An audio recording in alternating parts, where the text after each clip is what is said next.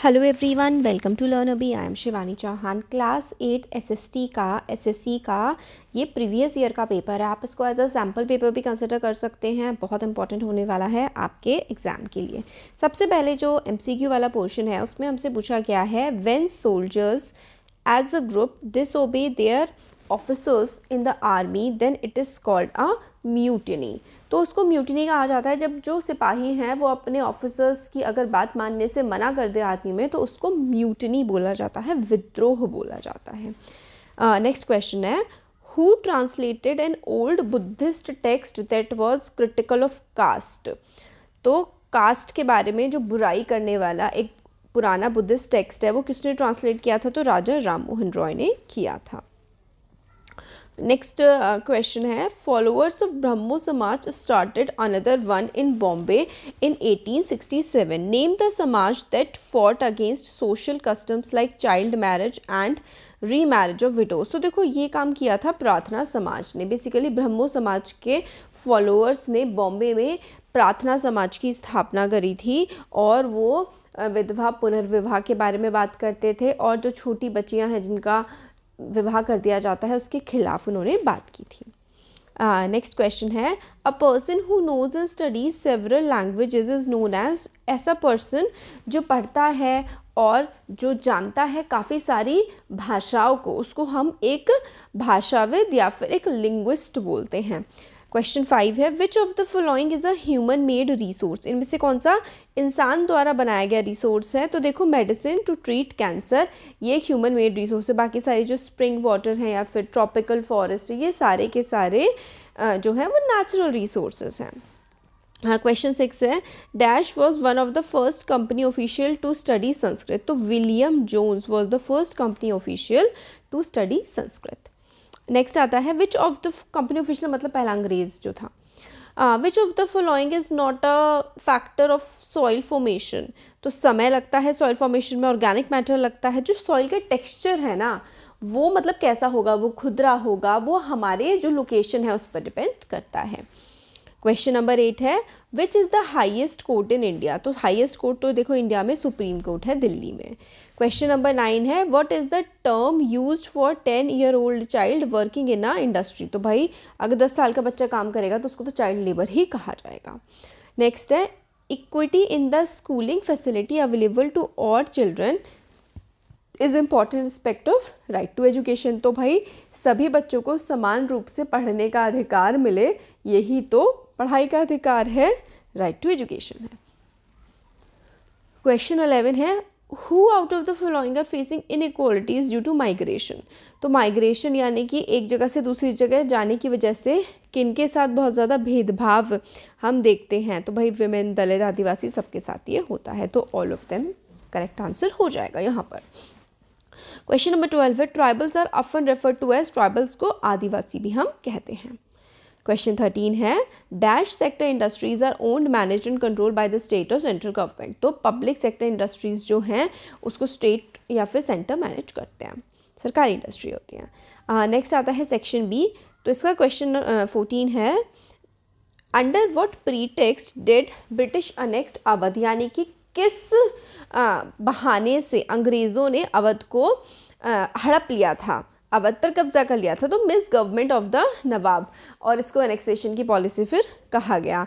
तो इन्होंने कहा कि भाई बंगाल का जो अवध का जो नवाब है वो अच्छे से काम नहीं कर रहा है तो हम हड़प लेंगे। क्वेश्चन 15 है, what was the Satyashodhak Samaj who had founded it. तो सत्यशोधक समाज क्या था और सत्यशोधक समाज की स्थापना किसने की थी? तो सत्यशोधक समाज एक सोशल रिफॉर्म सोसाइटी है जो कि फाउंड की गई थी ज्योतिबा फूले के द्वारा। नेक्स्ट है, what kind of jobs could agro industries produce. तो जो एग्रो इंडस्ट्रीज होती हैं पहले तो वो क्या होती हैं, जैसे कि जो एग्रीकल्चर बेस्ड इंडस्ट्री है, जैसे कि आप मान सकते हैं डेयरी प्रोडक्शन की इंडस्ट्री, जैसे कि दूध है ना पैकेट्स में आता है, दही आती है और बहुत सारे डेयरी के जो प्रोडक्ट्स आते हैं वो सारी डेयरी प्रोडक्शन की इंडस्ट्री एक एग्रो बेस्ड इंडस्ट्री है। और रबर बनाने की अगर फैक्ट्री है तो रबर भी खेतों में उगती है, राइस मिल्स हो गई, तो ये सारी की सारी क्या होती है, एग्रो बेस्ड इंडस्ट्री होती है। तो इसमें मोस्टली जो लेबर वाला होता है ना वो काम ज़्यादा होता है, फैक्ट्री वाला। क्वेश्चन 17 है, what are the main factors that influence the population change. तो पॉपुलेशन चेंज, मोर्टेलिटी रेट कितने, डेथ रेट जिसको हम कहते हैं, और बर्थ रेट, इसकी वजह से ही पॉपुलेशन चेंज होती है। वैसे तो माइग्रेशन, इमिग्रेशन इनसे भी होता है, बट बहुत ज़्यादा असर नहीं पड़ता है। बर्थ रेट और डेथ रेट से ही सबसे ज़्यादा फर्क पड़ता है किसी भी एरिया की पॉपुलेशन पर। क्वेश्चन 18 है, what is the use of the constitution in making the society. भाई कॉन्स्टिट्यूशन का तो बहुत बड़ा रोल है, क्योंकि कॉन्स्टिट्यूशन प्रिंसिपल ले डाउन करता है कि भाई एक जो देश है, कोई कंट्री है, वो डेमोक्रेटिक होगी या नहीं होगी, उस कंट्री में कौन से कानून चलेंगे, कौन से अधिकार लोगों को दिए जाएंगे, ये सारी की सारी जो चीज़ें हैं एक संविधान से ही हमें सोसाइटी के बारे में पता लगती हैं। नेक्स्ट क्वेश्चन है, what do you mean by public facilities. Public facilities क्या हैं। तो जो भी फैसिलिटी हम लोगों को सरकार प्रोवाइड कर रही है, जैसे कि इलेक्ट्रिसिटी हो गया, वाटर सप्लाई हो गया, पब्लिक ट्रांसपोर्टेशन जैसे कि ट्रेन्स हो गई है ना, बसेस हो गई, तो ये सब होती हैं पब्लिक फैसिलिटी। नेक्स्ट है सेक्शन, इसमें थोड़ा और आपको बड़े करके आंसर लिखने हैं, 3 नंबर के हैं ये। Why did Mahatma Gandhi think that English education had enslaved Indians. तो महात्मा गांधी को ऐसा क्यों लगता था कि जो अंग्रेजी शिक्षा है उसने इंडियंस को गुलाम बना दिया है। क्योंकि अंग्रेजी शिक्षा ना इस तरीके से दिखाती थी कि इंडिया के जो लोग हैं वो इन्फीरियर हैं, वो नीचे हैं। और देखो, Mahatma Gandhi thought that English education had enslaved Indian because colonial education created a sense of inferiority in the mind of Indians. It made them to see Western civilization as superior and destroyed the pride they had in their own culture. तो भाई महात्मा गांधी ये बात कहते थे, और actually बात सच भी है। आज के, अब तो इतना नहीं रहा है, बट हाँ पहले क्या होता था कि अगर कोई इंग्लिश में बात कर रहा है तो हम समझते थे कि वो इंटेलिजेंट है, और बाकी जिसको इंग्लिश बोली नहीं आ रही है वो बेवकूफ़ है। बट इंग्लिश एक सिर्फ भाषा है, उसमें इंटेलिजेंट होना है ना इंटेलिजेंट होने की इक्वेशन कुछ भी नहीं होती है। तो महात्मा गांधी भी यही कहते थे कि भाई अंग्रेज़ों ने आपके दिमाग में इस तरीके की बातें डाली हैं कि इंडियंस इन्फीरियर होते हैं, इंडियन कम होते हैं और अंग्रेज़ ऊपर होते हैं, वेस्टर्न सिविलाइजेशन अच्छी है और इंडियन कल्चर ख़राब है। इस तरीके की बातें अंग्रेजी शिक्षा पठन में हमें सिखाई जाती थी। तो इसलिए महात्मा गांधी कहते थे कि भाई जो अंग्रेजी शिक्षा है, इंग्लिश एजुकेशन है, उसने इंडियंस को के दिमाग को गुलाम बना दिया है। क्वेश्चन 21 है, suggest 3 ways to conserve water. तो वाटर को आप लोग किस तरीके से कंजर्व कर सकते हैं। तो देखिए कई सारे तरीके होते हैं वाटर कंजर्व करने के। सबसे पहला तो यही तरीका है कि जब आप लोग ब्रश करें तो उस टाइम पर आप टैप को बंद रखें। अगर कोई बर्तन धो रहा है तो पूरे टाइम टंकी ना चलाएं। जब आप बर्तन धो रहे हैं तो पानी है ना, बाथटब में नहाएं, शावर से नहाएं, बाल्टी से नहाएं। तो कई तरीके हैं जब हम लोग पानी को बचा सकते हैं, ठीक है। और तो यही सब आप लोग लिख सकते हैं इसमें। क्वेश्चन 22 जो है वो देख लेते हैं हम लोग। क्वेश्चन नंबर जो 22 है इसमें हमें बोला गया है, why do you think the introduction of public interest litigation in the 1980s is a significant step in ensuring access to justice for all. यानी मतलब देखो, PIL पब्लिक इंटरेस्ट लिटिगेशन जो है ना 1980s में आई थी। इसका मतलब ये था कि कोई भी व्यक्ति किसी दूसरे व्यक्ति के लिए एक केस दायर कर सकता है। जैसे कि अगर एक एग्जांपल मैं आपको बताऊं तो केरला में क्या हुआ था, कोको कोला की जो कंपनी थी वो बहुत ज़्यादा पानी वेस्ट कर रही थी, या फिर इंडस्ट्रीज़ जो होती हैं वो क्या करती हैं, गंदा पानी नदियों में बहा देती हैं, और इससे पूरे एनवायरनमेंट को भी नुकसान होता है, लोगों को नुकसान होता है।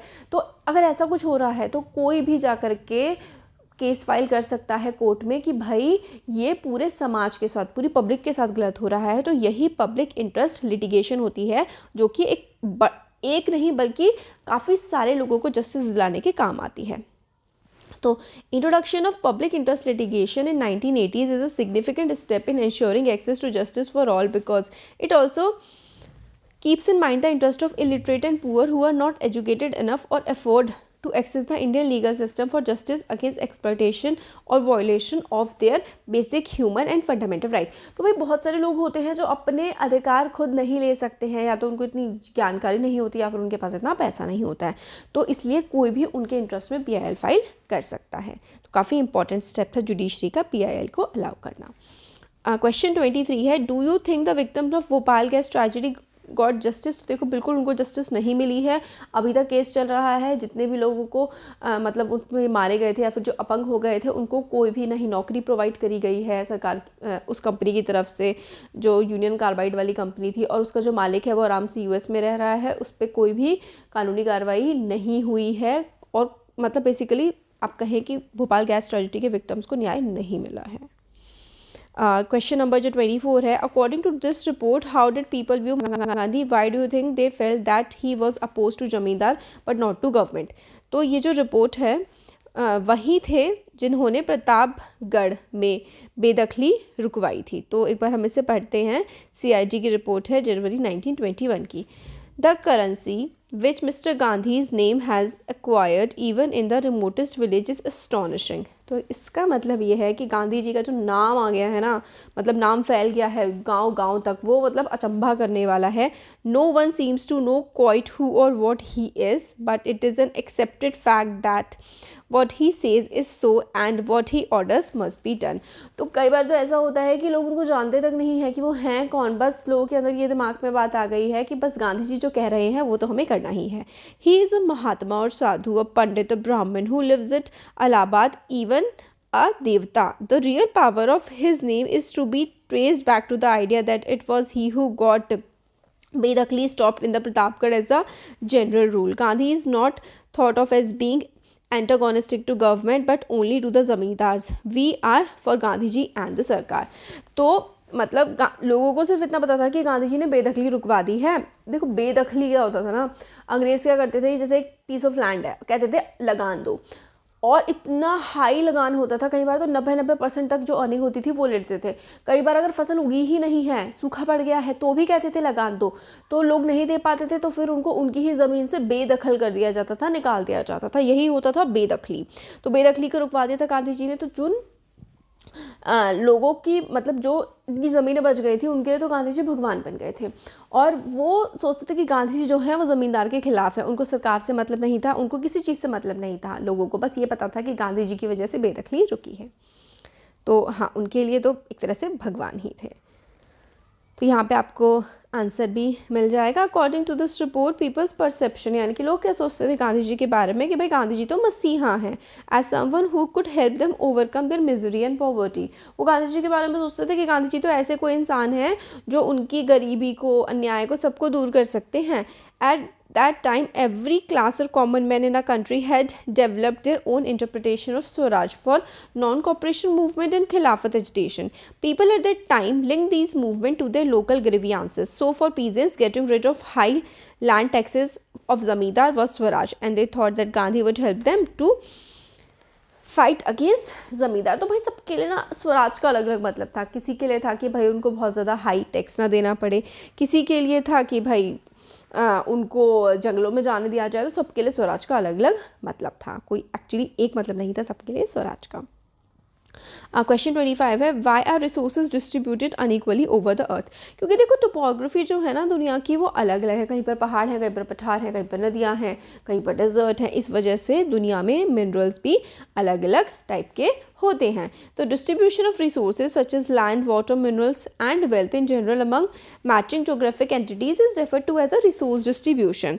The spatial distribution of resources on earth is referred to as resource distribution. In other words, location of resources on any given location may be abundant in certain resources while being deficient in others। तो कोई भाई कहीं पर कोई resource होता है, कहीं पर कोई रिसोर्स होता है, क्योंकि वहाँ का एरिया, वहाँ की जलवायु, वहाँ की हवा, मिट्टी सब अलग होता है।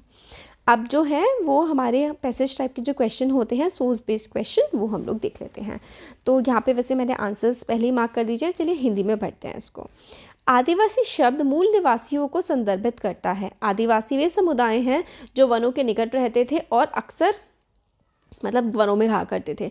गुजरात, महाराष्ट्र है ना, यहाँ पर इंग्लिश में पढ़ लेते हैं, हिंदी ट्रांसलेशन अच्छा नहीं है। The term adivasi is refer to original inhabitants. Original inhabitants का मतलब होता है जो सदियों से उसी जगह पर रहते हुए आए हैं। Adivasi are communities who lived and often continue to live in close association with forest। तो भाई आदिवासी कम्युनिटी जो है वो जंगलों में रहा करती थी और जंगल से एसोसिएटेड ही वो रहती थी। आदिवासी पर्टिकुलरली बहुत सारी स्टेट्स यहाँ पर मेंशन है। हमारे देश में कई सारी स्टेट्स में हमें आदिवासी देखने को मिलते हैं, जैसे कि गुजरात, महाराष्ट्र, राजस्थान, आंध्र प्रदेश, वेस्ट बंगाल है ना, ये सारी की सारी स्टेट्स हैं। उड़ीसा जो है वो more than 60% different, more than 60 से भी ज़्यादा ट्राइबल ग्रुप्स उड़ीसा में हमें देखने के लिए मिलते हैं। आदिवासी प्रैक्टिस करते हैं काफ़ी सारे ट्राइबल रिलीजन्स, और जो कि अलग होता है इस्लाम, हिंदुइज्म या फिर क्रिश्चियनिटी से। पहला क्वेश्चन है, what does the term Adivasi refers. तो Adivasi refers to original inhabitants.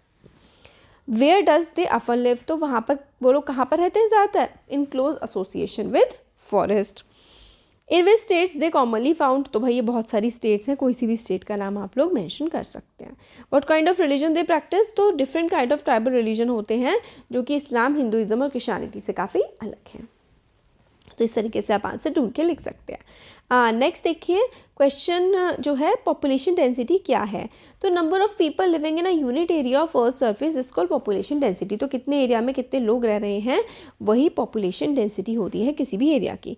What is the average density of population in the world, तो एवरेज डेंसिटी जो है वो दुनिया की क्या है 51% पर स्क्वायर किलोमीटर। तो एक स्क्वायर किलोमीटर में 51% रह रहे हैं पूरी दुनिया में अगर हम एवरेज लगाएं तो। Which region has the highest population density, तो जो India, Pakistan, Bangladesh, south central Asia है यहाँ पर हाईएस्ट पॉपुलेशन डेंसिटी है। साउथ सेंट्रल एशिया किससे फॉलो होता है, तो ईस्ट और साउथ ईस्ट एशिया में, तो एशिया में ही बहुत ज़्यादा लोग बेसिकली रहते हैं। अब मैपिंग वाला सेक्शन है, तो मेरठ कहाँ पर है, मेरठ उत्तर प्रदेश में पड़ता है, चंपारण बिहार में पड़ता है और अहमदाबाद जो है वो गुजरात में पड़ता है। नेक्स्ट देखिए दुर्गापुर जो है वो वेस्ट बंगाल में है और भिलाई झारखंड में। तो ये हम लोगों ने पूरा क्वेश्चन पेपर देख लिया। वीडियो पसंद आया तो like share subscribe. Thank you.